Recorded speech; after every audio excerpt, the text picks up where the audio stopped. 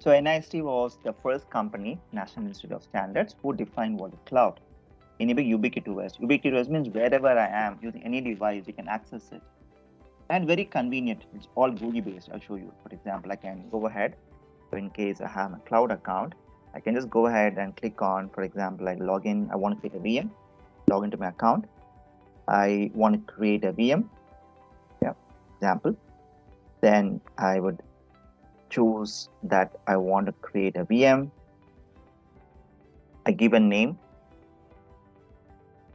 and you get option to choose your images. Just showing options. You get option to choose a size, network, all. So I can create my VM in 2 minutes. Yes. But in case you work on premises, for example, VMware, Hyper-V, you will have settings of storage separately, network separately. But in this, everything is inbuilt. Quite easy to get started. It is not only for compute, whatever you want. So if you want to create your analytics services, we have services, everything is there. Yeah, we'll get into again detail in here. So convenient, on demand. So whenever I want, it's like a wholesale market. So whenever I want, I can go and buy whatever I want. Yeah, but again, the limits are there, but you will still scale lots of resources compared to on-premises. And I can ask for either networks, I can ask for servers, storage, application, whatever you require, everything is there in cloud these days. And the beauty of it is, whenever you do not want, you can stop it. You don't get charged. Yeah, and you need not even contact others because everything is quite easy to do it compared to what tools we have used it on premises. So it requires web-based, it requires internet. These are some, and I can access from any devices, could be a smartphone, could be my Kindle, or could be anywhere where I might visit for the cloud. Yeah. So who provide us these type of services? These are called as cloud computing providers or cloud providers, like Amazon. Then we have GCP, we have Azure, all these. And you get charged. Normally we use the default as pay as you go. So pay as you go, it means like how you pay your water bills. So you consume around how many liters, how many, for that you get charged. You need not pay for the underlying hardware resources. It's quite cheap compared to on-premise. The reasons why enterprises move for cloud is mainly because of these reasons, mainly because of these two. I can think more about this. Because customers come and say that we need so many resources. So example, if you're supporting let's consider the shopping website, e-commerce website, if you're managing it, you might get a load anytime. So we cannot tell the customers that we don't have resources. So if you do not have cloud, let's consider simple example, irctc.co.in, your railway website. So during that call time, the support team has to go and increase the resources. But what about after the time is done? It's getting wasted. But in a cloud, we have something called as auto scaling, wherein we can say when the load increases or a specific duration, increase the resources. And when it comes back to normal, come back to what was before, or you can also terminate. So you get in the features where you can scale up, it'll again come out automatically without any human intervention. So this is one example. Like this, we have lots of use cases wherein cloud is always going to provide better comparison to on-premise. So the advantages of cloud is flexibility, availability, accessibility, scalability, multi-tenancy. You can also have 2 regions and all those things. And you can see for the costing also, you can go and see how much you're getting charged. So I can go and see my billing. Anytime I can go and see my billing. Yes. And I can also see how much I'm getting utilize the resources. All those advantages you get in cloud. But there are something, it's not exactly standard you can think about compared to, or sometimes there are some challenges. So what if cloud goes down? Yeah. So before you move to cloud, you have to first check whether that particular cloud provider are they stable. Yes, you might want to check in their reports and all, check whether they're stable. Is their application going to work?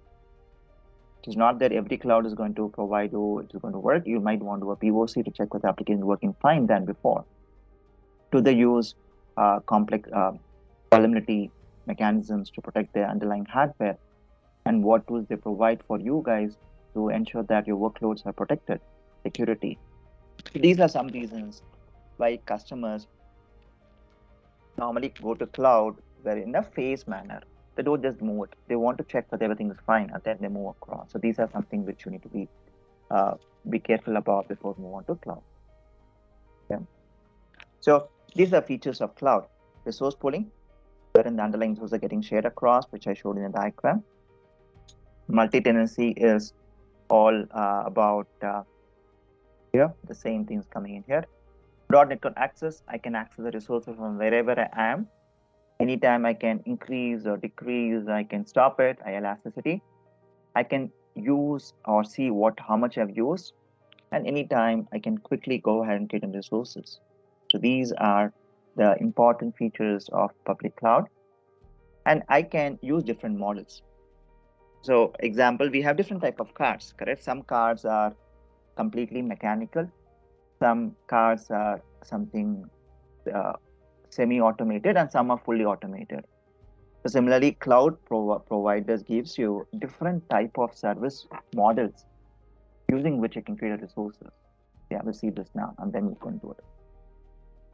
So what is the service models? So the orange ones, what you see in on-premises, all these are managed by, let's consider as of now, like can also have some third-party vendor who manages it. Now, infra as a service, the blue ones. So what are they managing? They are managing the infra for you. At the data center till the hypervisor, they manage it. And the orange ones are what you manage it. Yeah, that is the VMs. Then in the OS, all these manage. For example, is like your EC2 instances.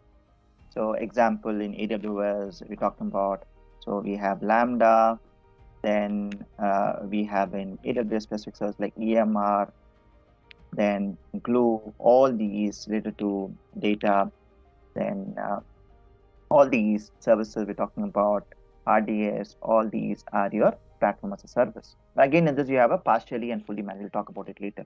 But in this, very brief, the infra and the platform is managed by your cloud provider. So infra plus the platform. And software services, wherein let's consider that you have a IT team. Yeah, they need to configure email address for you. So they can go for Office 365, wherein they can buy the email software or subscribe it from cloud like Amazon or from Azure. Yes. Similarly, we have services like Workmail in here as services, wherein they completely would application managed by them, just get access on the top level. So, or if for small customers like SMB customers, they don't have people to support, so they can go for these services. The cloud, it is not that is always one company will be using IaaS, PaaS and all. So in Amdocs might be the security team or a complete server team, they prefer these. The development teams might prefer these. And your business applications or example, email applications for all these use cases, the teams might want to use software service. So this could be for a different one. It could be for a different business unit, and this could be used by different business unit. Now, what are deployment models? So public cloud, so private cloud, it means the data center like Amdocs, they have in the data center within their own premises, or third-party company wherein they partner with, for which only Amdocs enterprise company users can access it. Community is, for example, Amdocs has partnership with some other company, they can have a common data center between those two companies, community cloud. Public cloud, we're talking about, public cloud means underlying hardware is shared across multiple customers, and hybrid is a combination of public and a private. So example, very simple example is, what is VPN? So in a VPN, for example, which are all using it. So this is my public cloud of AWS. I have in some VMs or network, whatever is it.